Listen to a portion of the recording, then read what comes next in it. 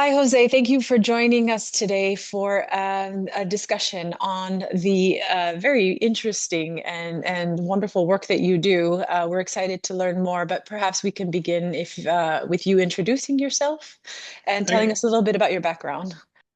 thank you, Maya. So happy to be with you today. My name is Jose Antonio Gordillo Martorell. I'm the founder and CEO of Culture Inquiry. I'm located in Zurich. I work from this wonderful city, but also globally with so many people around the world. So I have a big global conversation every single day like this one. Very cool. So can you tell us just what led you, well, a little bit about the subject as a whole and what led you to this particular line of inquiry? Well, my passion is work with children and young people. This is my love. And especially how to create conditions to invite children to share their wonderful universe, subtle, complex, rich, fertile, incredible mindset experience with adults to make a better world. So this is a good summary, especially focus on culture organizations like museums, libraries, archives, but also with the schools and tackling in a very different ways this big challenge, generational challenge, humankind challenge. We are now living historical moments with these astronauts in the Artemis mission. So we need much more global narratives that involve everyone in any place of the world by being inspired by big narratives. And this, I think children are very good role models and drivers and agents of change to achieve this. And this is what I'm doing from Culture Inquiry. That is my company. I founded 4 years ago after a long professional experience in culture arena. But my passion is constantly to create synergies and amazing opportunities to develop the wonderful contributions, proposals, and ideas from children. That's great. Can you tell us more, just generally, broadly, about what it is you actually do as your organization and what led you specifically towards museum and cultural organizations? Because I completely share and relate to your passion for working with children and the wonder that they represent in our lives, but specifically on this particular work. Well, I have created a work methodology called Children's Board. I published recently a book on this in Routledge when I summarized what is this methodology.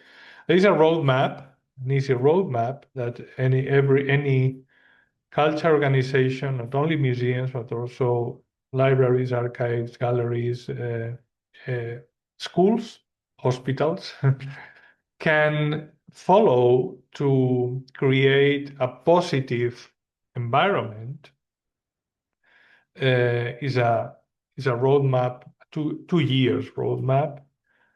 When we invite anyone in the room to discover the joy to work from children and not only with children. This from is very important because it implies that you are open to reshape your mental models around the role of the children, that the role children plays in organizations. So we transition very smoothly and very positively and comfortably from the vision of children as passive visitors to the role of agents of change and leaders. And this is not easy, of course. It takes time, it takes acquire skills, It implies unlearn to learn, so many cliches and prejudices about children, and especially to build trust relationships when um, adults and professionals uh, take seriously the proposals and the wonderful ideas of children, to the generous proposals of children to create better organizations, better teams, better future scenarios by being confident and consider in their terms their own ideas. And this is very challenging. This is not easy because we are trained as an adults from the beginning, from our childhood, to be very productive, to be very efficient, to be very to follow very specific routes and pathways. And it's so interesting to challenge this mental model and start to think in a different way. And when this happen, magical things happen and different things, interesting things happen on the benefit of the team, first of all, on the benefit of the children, the communities, the local communities involved, and also the future of the organization. Thank you. That makes it very clear in terms of what you do and the process. I'm wondering if you could share any anecdotes of that represent some of the challenges and the magic that happened and how it made a given institution or exhibit better. Yeah, there is a lot of stories. I have listed so many of them, but I have especially touched by one of them that happened some years ago in one of our children's board in one of the museums I work in North Sweden. It was Susan, a 9 years old girl, amazing, that we were observing. This was the goal of the meeting with her mates in the school, visiting this museum. Who does what? It was a kind of intro of the main positions in the museum, the curatorial team, the mediators, the marketing team, the director, whatever. At the end of the meeting, Susan hung up her hand and asked to all the staff in the room, why the people who is working here is so sad? And this is a very good example of how children perceive the reality of a museum or a culture institution. They have a incredible talent to scan emotions and feelings and prioritize this as the most important issue, no matter the good results, the PowerPoints, the presentations, the balance, the budgets, the official documents. What was very important for Susan was the mood of the people who was working there, that was so miserable and sad. And was a key point because the second question that Susan asked was, how much time do you play together? Play was the key point, and the answer was revealing again the structural mental model we used to uh, follow. Because the answer from the director, shocked by the first question, previous question was, well, Susan, we don't play here. We are professionals and we don't have time to play. We have so many urgent priorities, but play is not one of them, and play is for you. Play is for children.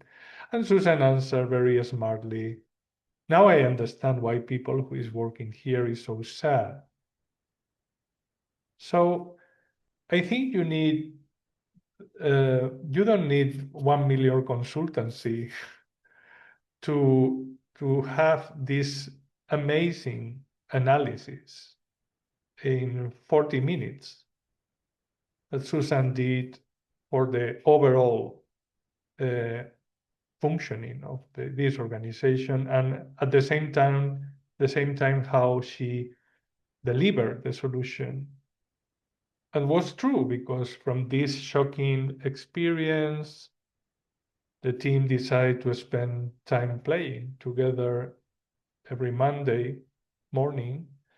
And the result was so transformative, because 1 year after this visit, Susan came back to the museum and she saw something completely different.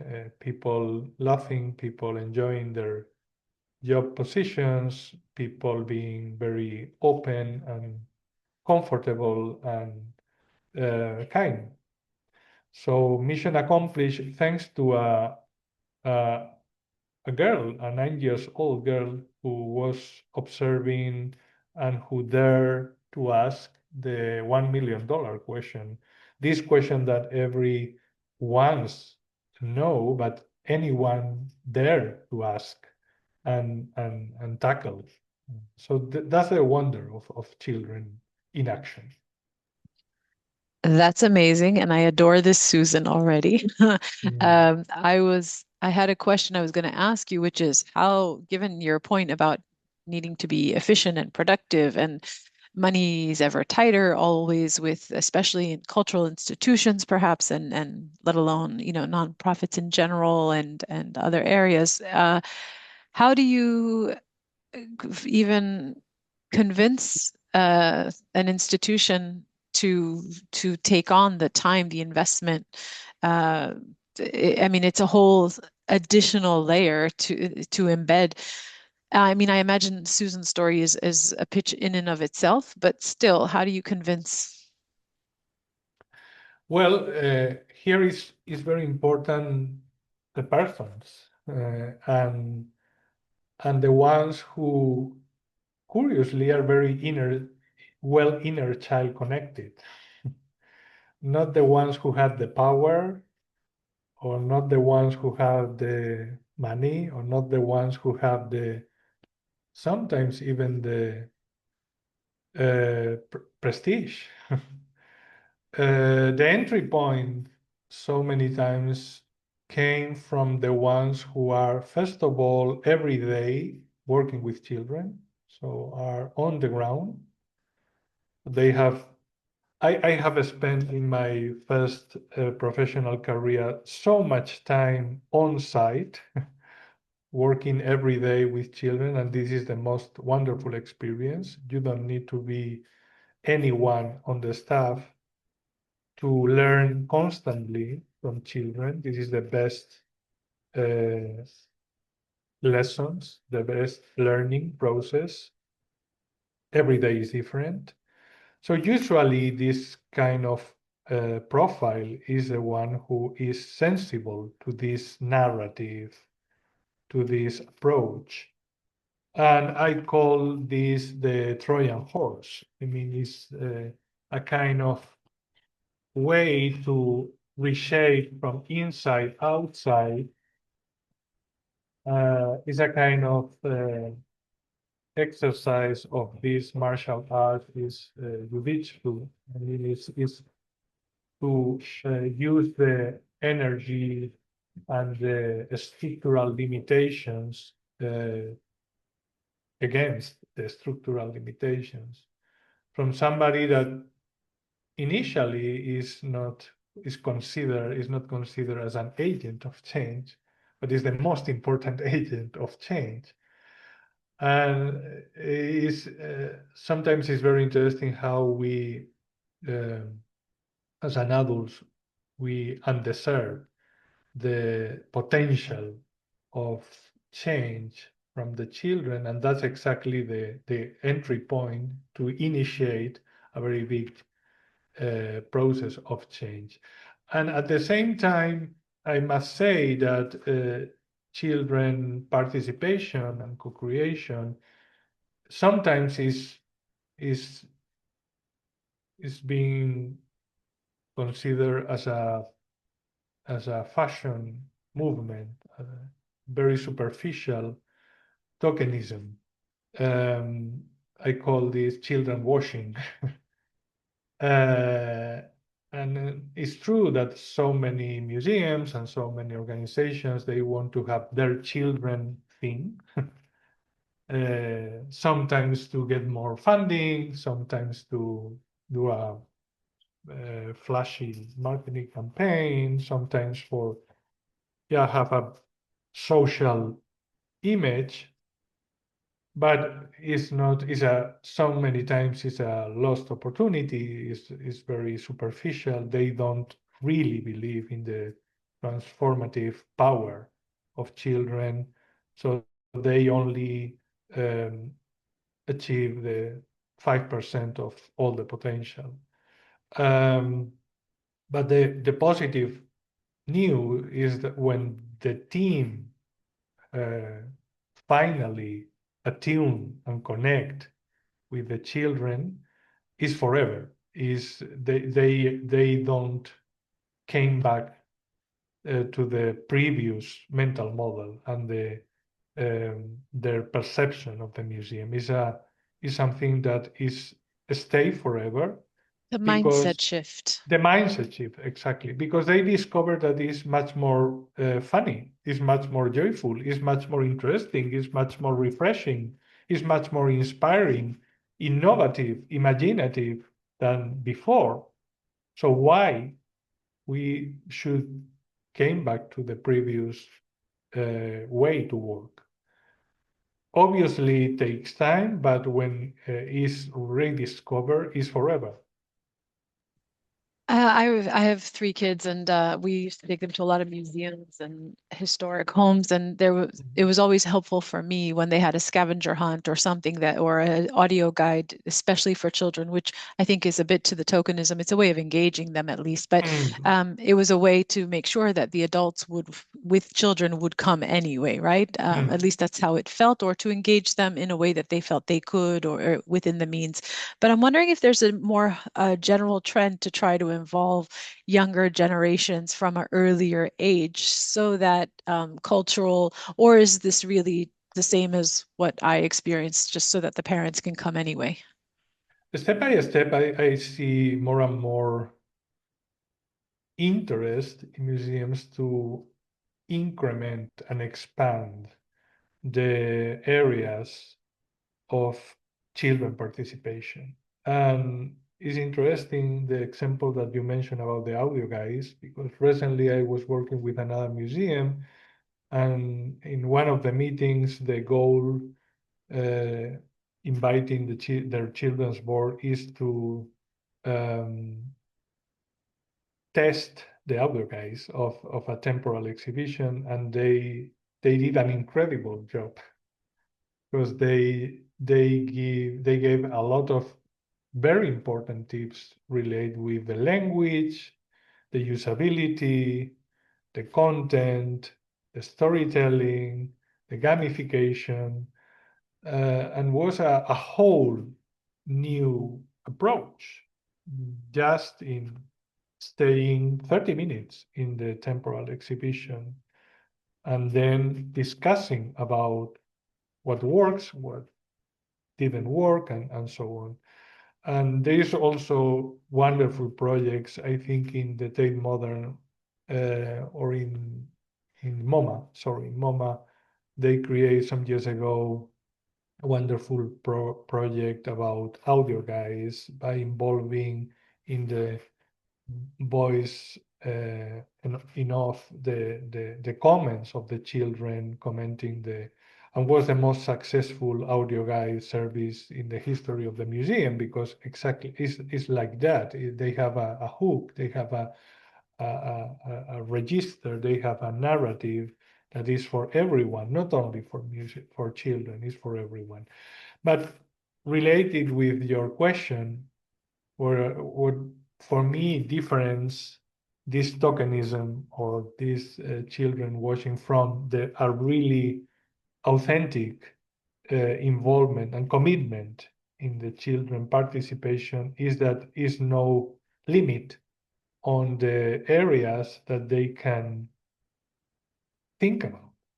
And they are incredibly good researchers. I published recently an article in Journal of Creative Research Methods titled Children as Researcher Museums or Museum Researchers. And I describe the talent they have to explore and connect with the reality in a very different way as adults do, but also how incredibly talented they are solving problems that we adults we don't know how to solve, but we create these problems.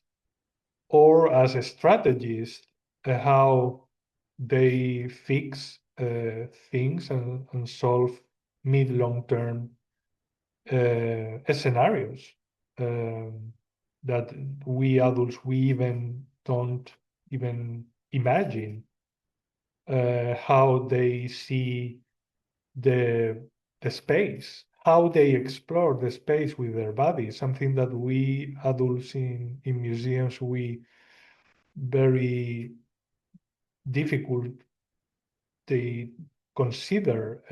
We always design exhibitions and contents from the brain perspective and cognitive perspective, but that we miss all the rest of the body. And children are so bodily connected with the reality. So we need to think about the space in the whole body expression, and they are incredible to manifest their body language and connection with the museum.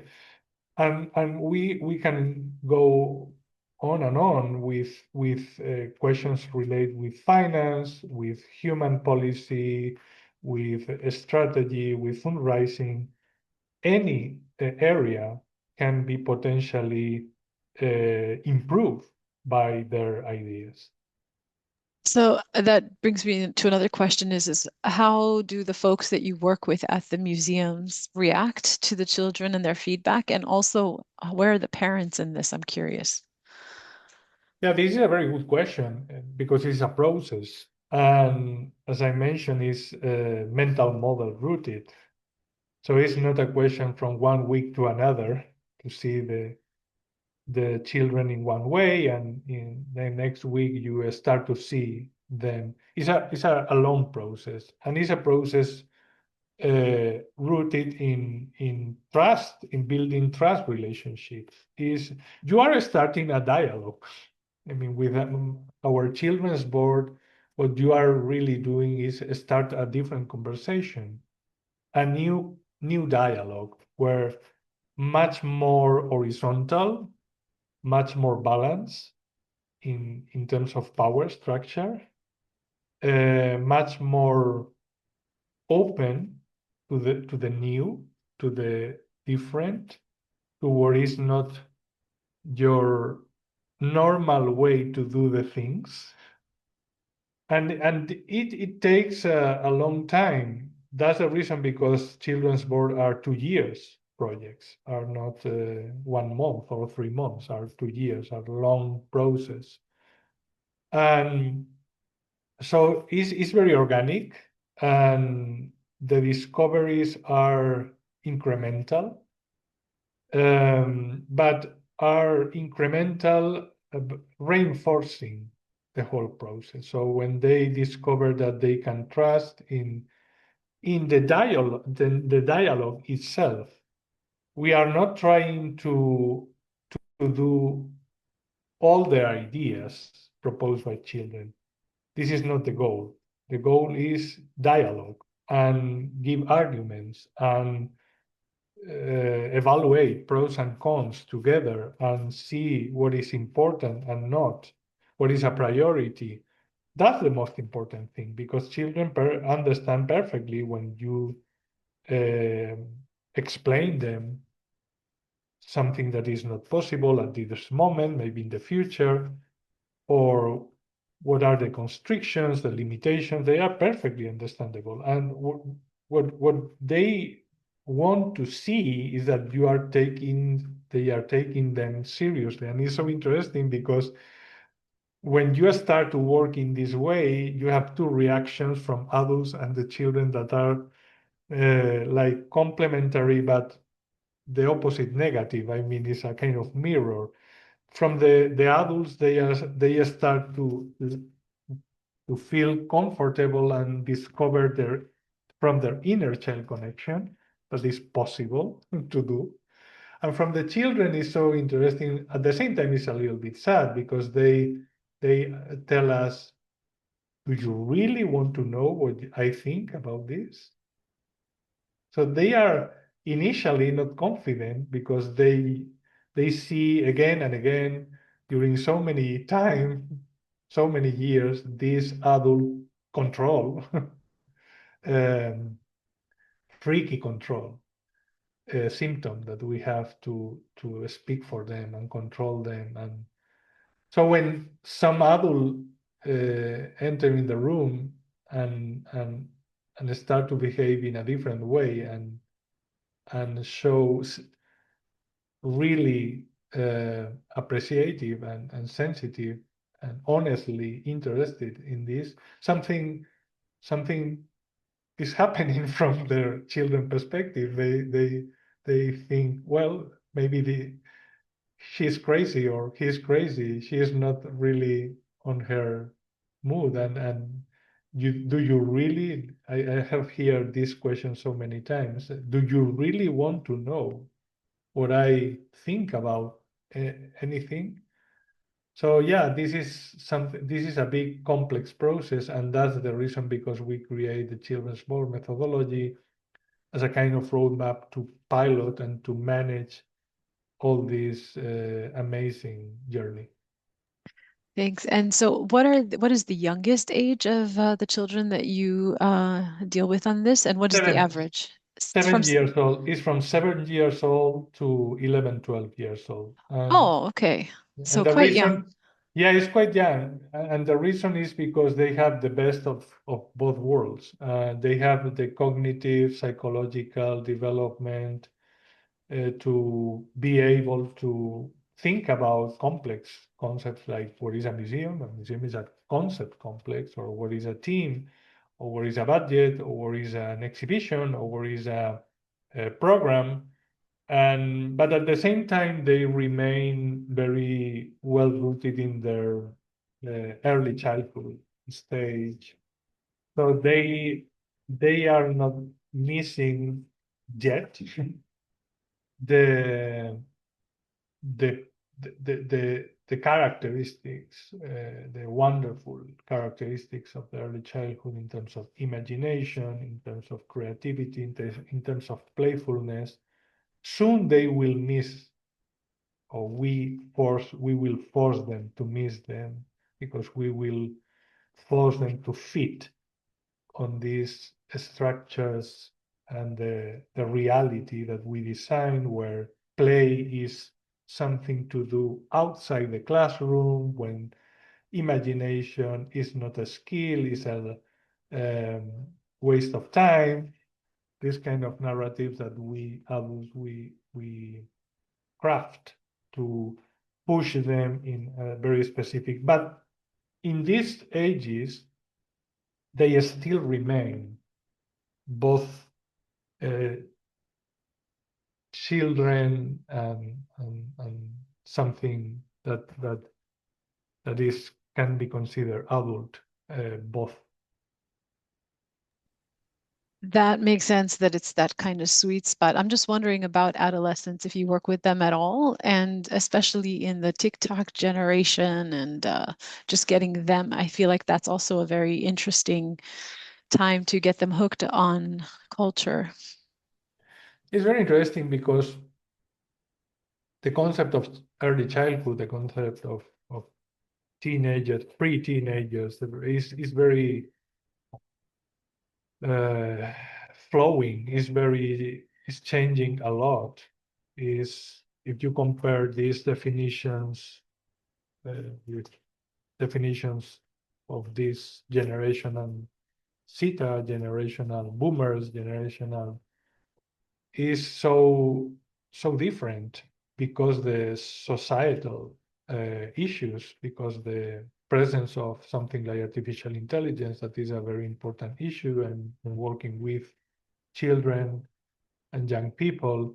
So one of the things that I'm very concerned is how, for example, artificial intelligence is reshaping the concept of children today, um, because they are, in a very tricky and very harmful way, they are reshaping the concept of children in one single dimension, that is children as a technology user client. So they are commoditizing children, they are transforming children in a commodity, a whole commodity, relate with time. They are arriving to their feelings and emotions and anxieties and fears through social media by integrating artificial intelligence chatbots and artificial intelligence companions to get the time of the children and transform this into a commodity to sell and to get profit. So this is the one dimensional pressure that we are living today, so, about children and teenagers, and blurring the limits and trying to fit all of them in a one single category, that is time that they spend chatting these chatbots and using this information to sell to another and to get profit. This is the fresh tendency that we are living. And from this, we are trying to do something different, trying to focus not only on protection of children, but also in participation. That for me is the key point. Again, participation and co-creation by starting with children as they see themselves, not as we define them. So your question, sorry, should be answered by them, not by me. About the teenagers? About, yes, about how they consider, it's so interesting how they define early childhood, or how they define young people or teenagers, how they define themselves, because it's so surprising, the Yeah. results. Yeah. But you haven't created a board with adolescents in particular yet? No, I work with these ages from 7 to 11, 12. The teenagers, the official definition, from, for example, 13, 14, this is another world. Is a It's a different completely different, skills, different everything, a approach. completely different mindset, a That completely makes sense. different agency. I think is also a very challenging universe in terms of uh, identity, in terms of narrative, in terms of language, in terms of interest, in terms of ways to engage. I have seen so interesting projects in the Netherlands. There is a design museum. They have created the transition from one of these children's board from with children that they start with 7, 8, and when in the transition with teenagers, they create another group, and this group, they are the official ones who handle the social media, the official social media account of the museum. So there is also something interesting, that is the evolution of the children's board, because our children leave the children's board when they are 12, But when they are 13, they continue working with the museum in a different way. For example, they are ambassadors of the children's board. They are the leaders of the next cohort. They run different programs in the museum in a very organic way. So there is a continuum, because the most important thing is that you have to create the relationships, the trust relationship, and this is and the engagement, and this is something this goal. That's very cool. So then, where are the parents in all of this? Do they just give consent, or are they more involved at any point, regardless of the age? They are so involved. First of all, they the legal issue is so important. They need to know very well the project from the beginning. We create what we call the welcome parties, and we introduce the whole project and the whole calendar and the whole roadmap. They are a very important part of the project because they are a kind of frame or extension, and the resonance of the project, the children expand the idea of the museum, and they bring the museum to their homes, to the dining rooms, to the kitchen, and is a topic to discuss in family. And families, they bring them, and we have also at the end of every year focus groups to share the experience and know about how impact this experience of the children has on their homes and their schools. So families and teachers are a very important partners on this, and they can improve a lot the experience.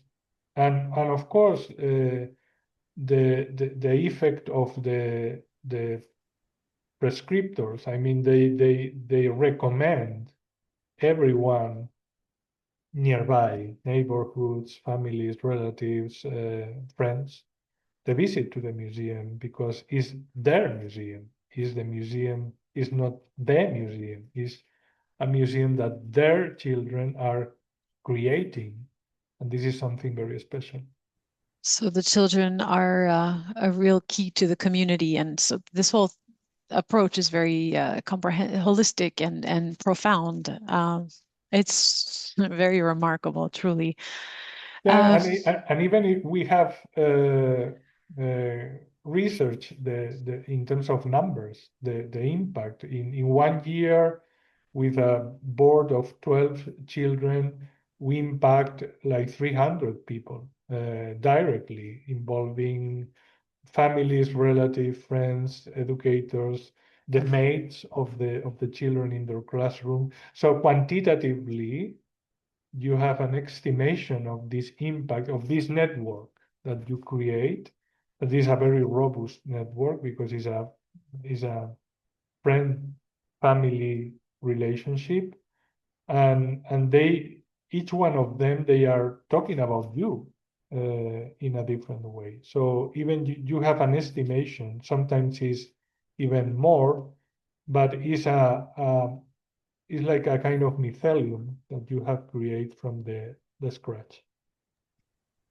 Great. Now, there's a lot of other projects that you work on besides the children's boards. And by the way, a lot of these stories are included in the book you published under Routledge. So, Yes, okay, so we can refer to them there. exactly. This is the Routledge book is a kind of compilation of these wonderful stories in these different areas of work with museums, in the area of programming and contents, in the area of space design and building, accessibility, in the area of diversity and inclusion, in the area of management and budget, in leadership, in teams. So it's a whole approach considering every single area of the museum. And in each one of them, in each chapter, you have a space for these unique stories that I have seen and I have lived from these stories. You have a whole concept of museum and how this new concept has inspired the professionals in these museums, and is worldwide because it's not only in Europe, it's also in India, in Australia, in Canada. So it's a very worldwide approach. And then you also have other projects that you work on, I saw on your website.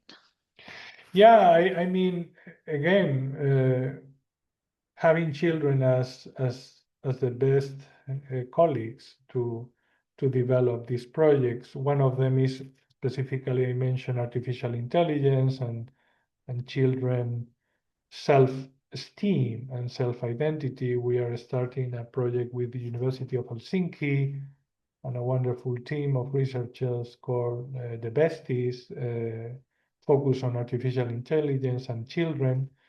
Um, in a pilot workshop that we will do at the end of May in the Odi Library in Helsinki is a pilot workshop to research about emotions, self-esteem, creativity, and self-identity of children and families using artificial intelligence in different scenarios. So we use the technique of the self-portrait to research a lot of things around the self-expression of children using or not artificial intelligence on the path and observe um, how the technology is able or not to express deep emotions, deep feelings, deep the self-image that the children have about themselves in cooperation with their families, because it's both. And we will try to see how important is this in the design uh, process of technology. I mean, I think it's very important to consider again the children mindset to start to think in these LLMs models in a different way. And our dream is to start a new path to be able to design more children-centered LLMs and more children-centered artificial intelligence from the children, again, not with only with children. And this is one of the projects, and also I'm doing projects to consider children as masters and teachers of play by uh, giving them the leadership to teach adults on play. And this is one thing that we are doing with the um, library in Texas. And this is something very interesting that we are doing um, to create conditions with children to teach adults how to play and how to reconnect with their inner child and to heal a lot of trauma that we live as an adult through play. So these are some of the projects that I'm currently doing with other partners. Yeah, I see that Maya froze and dropped off, but I just wanted to say that that all sounds really, really fascinating. And yeah, really important work that you're doing. Thank you. Um, I'll see, were there any other questions we needed to discuss or anything else you wanted to mention? Well, I think it's just to wrap up a little bit. I would like to highlight especially nowadays in very hard circumstances, difficult circumstances, uh, and in a world that we have a lot of war, a lot of damage, a lot of violence, a lot of confrontation, a lot of very basic needs negated. My message is please trust in children and young people because they deserve this trust and confidence as a part of the process to solve all this mess. And that means that we need to, in general, be much more humble, much more sensible. We need to uh, be able to step back and consider their voice in their terms, and respect their ideas in their terms.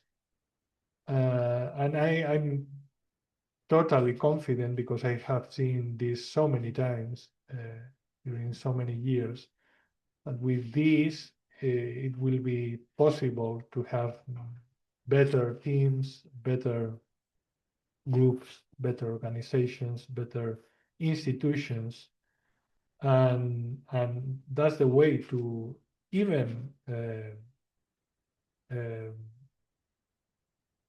respect the rights of the children, the universal right of the children that is mandatory in United Nations, and we need to support, and we need to respect this declaration, not only as a official declaration, but as a human right, basic human right.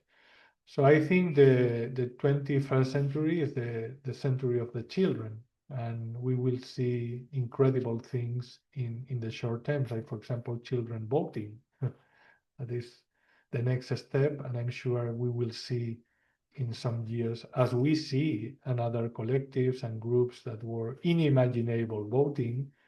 Today they are voting and they are deciding, and thanks to this, societies are better. Yeah, I love that idea. Yeah, and thank you so much for everything you've shared. This has been such an illuminating conversation. Thank you so much. I'm so happy to share my experience. I hope you find this conversation interesting and illuminating, and very pleased to have this conversation today.